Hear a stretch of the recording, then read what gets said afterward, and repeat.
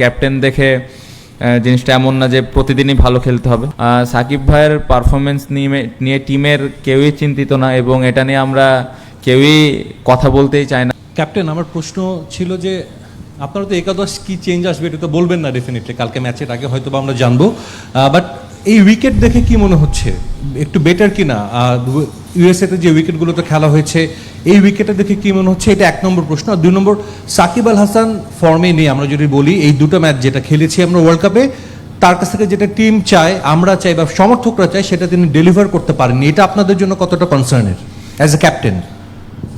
Condition তো আমরা ওইখানে নিউ ইয়র্কে বা ডালাসে যেরকম ছিল তার থেকে বেটার মনে হচ্ছে আজকে প্র্যাকটিসে। আমরা যতটুকু প্র্যাকটিস করেছি, চ্যালেঞ্জ আছে কারণ বাতাস আছে অনেক, সো বোলারদের একটু হেল্প আছে স্টিল এখানে যতটুকু ব্যাটিং করে বুঝলাম। বাট আশা করব যে কালকে ভালো উইকেটেই খেলা হবে, বাট আমরা জানি না আসলে।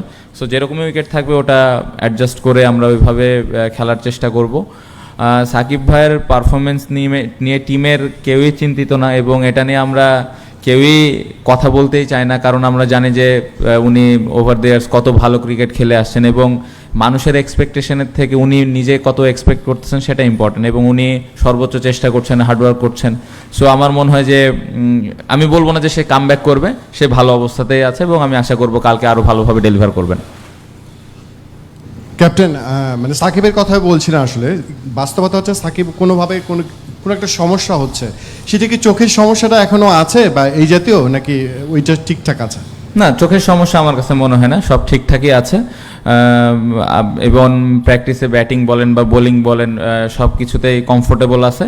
জাস্ট 1-2টা ইনিংস এই ফরম্যাটে 1-2টা ইনিংস খারাপ হতেই পারে। সো এটা নিয়ে আসলে বাড়তি কোনো চাপ অ্যাজ এ ক্যাপ্টেন হিসেবে আমি ফিল করছি না এবং আমি এটাও জানি যে সে নিজেও ওরকম চাপ ফিল করছে না, কারণ অনেক এক্সপিরিয়েন্স এবং খুব ভালোভাবে কামব্যাক করবে আমার কাছে সেটা মনে হয়।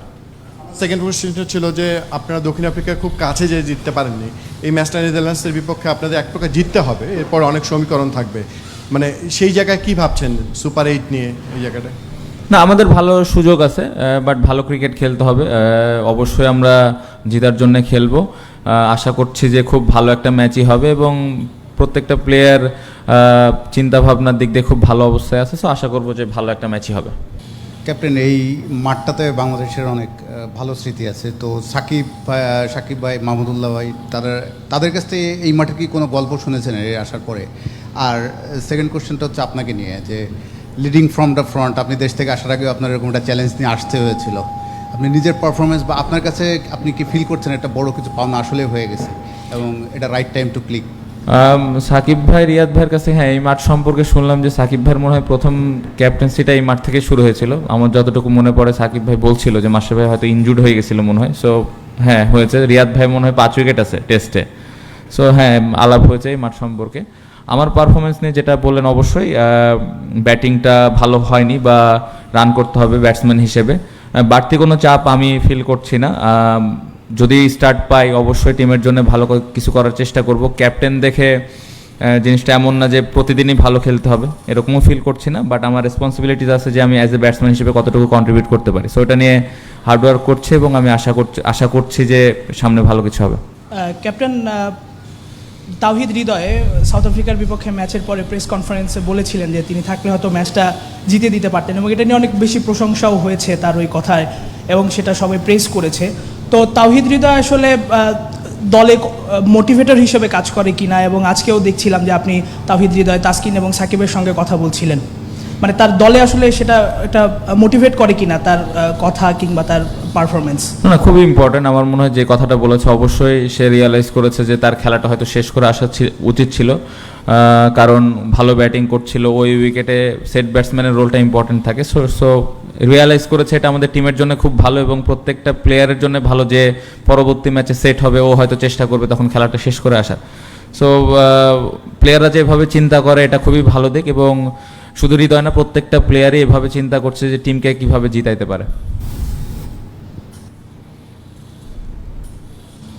খুবই ভালো লেগেছে নিউ ইয়র্কে যখন খেলছি বা ডালাসে যখন ম্যাচটা খেললাম, সবাই এসে সাপোর্ট করেছে, ম্যাক্সিমাম দর্শক আমাদের ছিল, যেটা অবশ্যই প্রত্যেকটা টিমের জন্য বাড়তি একটা অনুপ্রেরণা তো থাকে।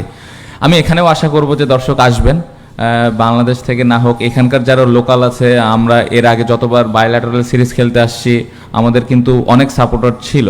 সো আশা করব যে কালকে এখানকার লোকাল যারা আছে তারা এসে বাংলাদেশ টিমকে সাপোর্ট করবে।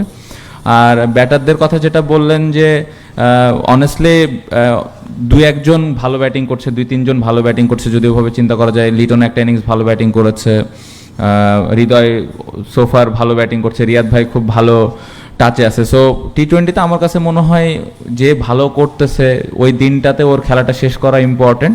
এবং আমি আশা করব যে, আমি কখনো আশা করি না যে 7 জন ব্যাটসম্যানই ভালো খেলবে। আমি চাই যে ব্যাটসম্যানটা সেট হচ্ছে সেটা টপ অর্ডারে হতে পারে, মিডল অর্ডারে হতে পারে, ও যেন খেলাটা শেষ করে আসে।